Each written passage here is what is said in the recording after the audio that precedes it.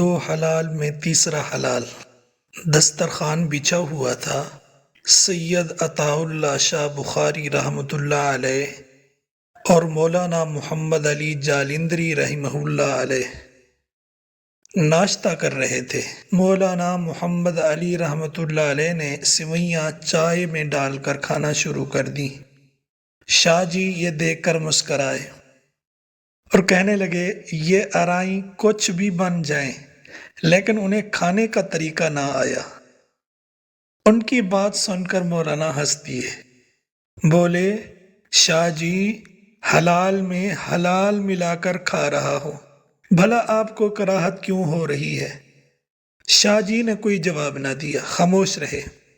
مولانا سوئیاں کھاتے رہے۔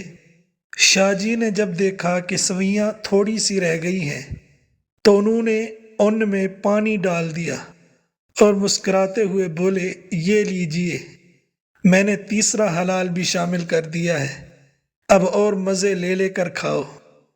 ان کی بات سن کر وہاں موجود لوگ ہنس ہنس کر لوٹ پوٹ ہو گئے۔